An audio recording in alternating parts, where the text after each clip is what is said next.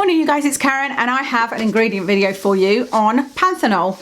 It's probably going to be the quickest ingredient video ever because there isn't a huge, it's not one of those ingredients there's a controversy about. There isn't any massive research, but neither is there a lack of research or any crazy claims out there. Well, there is one for hair. Anyway, it is called all different things. It's called D-Panthenol, L-Panthenol, Dex-Panthenol, Panthenol, Provitamin B5, pantothenic acid.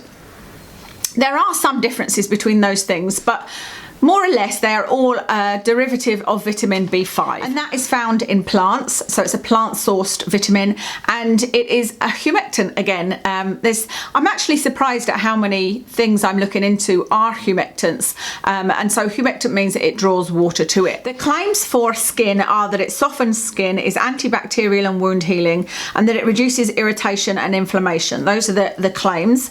The claims for hair are that it seals in moisture and smooths down the hair. Because Panthenol is used in a lot of hair products, and you know, I think Pantene Pro V, the whole range is based on, I think it's the Pro V range is based on Panthenol. This is where that kind of crazy claim comes in. There is a rumour, if you like, that it is bad for curly hair and that it leaves a waxy build-up on the hair. But actually, I remember hearing this and I remember asking my friend at the time who was a hairdresser what he thought, and he said he didn't think it was, he thought it was nonsense. But he also had an opinion that you should spend a lot of money on shampoo and buy the gentlest shampoo going and then just buy like a 50p value conditioner. So there's all sorts of opinions out there, but looking at it, there doesn't seem to be any evidence or any sense, if you like, as to where that rumour come from. I don't know much about hair, but in reading it, it seems to be that it isn't possible for that waxy build-up to happen because of the formula of conditioners, etc., with Panthenol in it.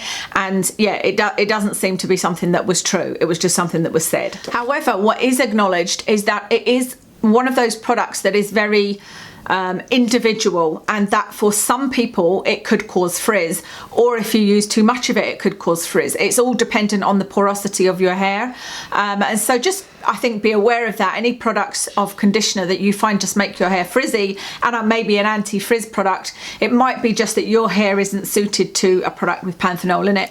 Okay, so what is the research? Not much research out there at all, and what I'm finding with skincare products is the little research that there is a combination. So it might be the product that you're talking about combined with two other things, and that certainly there was a couple of studies where Panthenol was combined. But what I found overall from the research is that it is proven.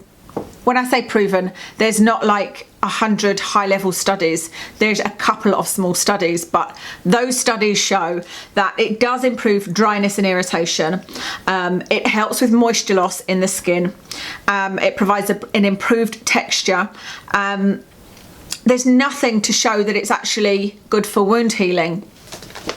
Other than, do you remember in my video on how I deal with the dryness and peeling from retinoids, I talked about wanting to find something with Panthenol, vitamin E and niacin in it, because there was a study showing the three of those combined strengthen the stratum corneum and help with that side of things. Typically, I can't actually find that study anymore. I know that I've emailed it to myself somewhere, so if I search extra hard, I might find it at some point. But on its own, there is no proof that it works for wound healing. It does work to a certain extent for wound healing because it is proven for dryness and irritation, and they are two components of wounds, you know. So yeah, it works to a certain extent.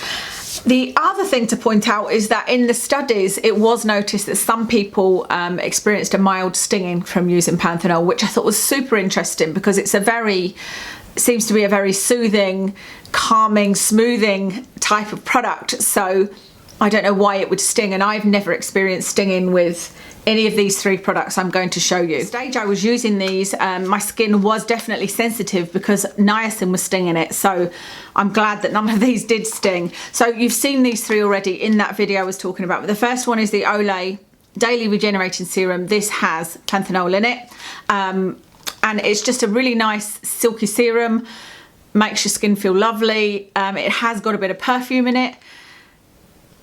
It doesn't last very long, so it's not one that I will repurchase. I think I've got one more use in this, and I do really enjoy it. It's something I'll buy now and then, and I have bought this on and off for a couple of years actually. It's not a new product to me, but it is one I'd recommend, but it's not high in panthenol. That's just one of the ingredients. Next on the list is this, and this is probably the best out of these three, and it's the Cicaplast Baume B5. You can see I have used pretty much all of this. I now need to cut this and dig in to get the rest that's in there, but this is B5. It's based on panthenol, so panthenol is high on the list, and this is a great thing to use if you've got any kind of dryness or irritation, especially from retinoid creams. Cicaplast Baume B5. Soothing repairing balm, it says. And then the final one is this Bepanthen, and again this is based on panthenol, and a lot of nappy creams are, but this one has panthenol high on the list. This isn't one you'd want to use unless you have some serious skin issues going on. So I used this when my neck was completely red and irritated, and when my face was peeling off.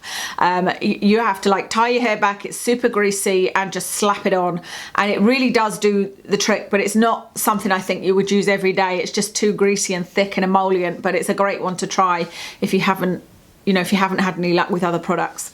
I haven't got any hair products to show you specifically because you guys know my favourites are the Tresemme Moisture Rich and the Pantene Keratin Expert, and so it seems a lot of my conditioners have got silk in them, or keratin, or you know, other sort of new innovative ingredients, if you like.